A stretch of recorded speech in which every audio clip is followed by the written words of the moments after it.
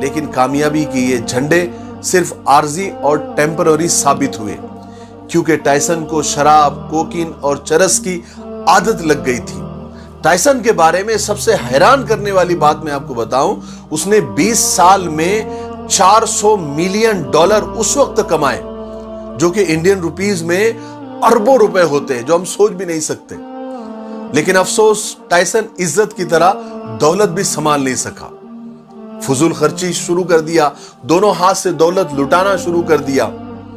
اس کی مثال یہ ہے کہ اس نے نیگیٹن میں ایک شاندار محل بنایا، نوکروں کی تعداد 200 تک کر دیا، $45 لاکھ کی تو صرف گاڑیاں اور موٹر سائیکل خریدی، $34 لاکھ کے صرف کپڑے اور زیور خریدے، $78 لاکھ ہوٹلوں میں، ریسٹورنٹ میں، جوا خانوں میں اور بار میں اس نے اڑا دیے۔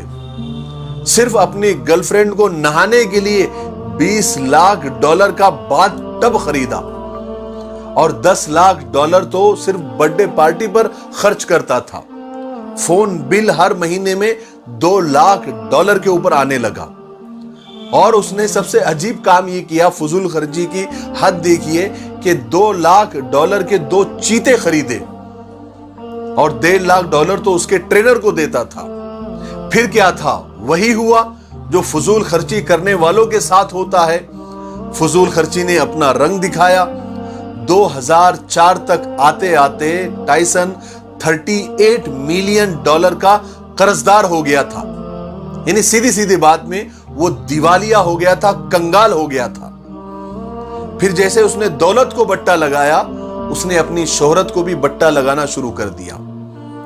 وہ کوکین رکھنے کے جرم میں پھر جیل گیا، ایئرپورٹ پر ایک فوٹوگرافر سے لڑائی کر دی، اور اپنے حریف ایک باکسنگ کرنے والے، شاید ہولی فیلڈ اس کا نام تھا، اس کے کان کاٹ لیے۔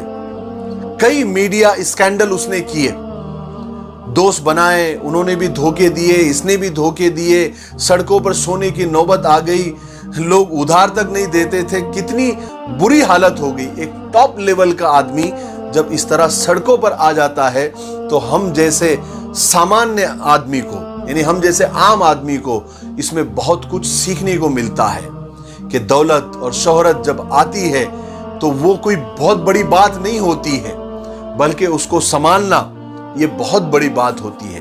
چاہے دولت ملے، چاہے شہرت ملے، چاہے عزت ملے، اس مقام پر بنے رہنا یہ بہت بڑی بات ہوتی ہے۔ اتنا سب ہونے کے بعد پھر اللہ تعالیٰ مائک ٹائسن پر مہربان ہوا۔ عزت گئی، شہرت گئی، دولت گئی، سب کچھ لٹ گیا، کنگال ہو گیا، لیکن اللہ تعالیٰ نے سب سے بڑی دولت اسے ایمان کی دولت دے دی۔ اس نے اسلام قبول کیا، مسلمان ہوا، کلمہ پڑھا، اس کا نام عبدالعزیز رکھا گیا، اس نے حج اور عمرے بھی کیے۔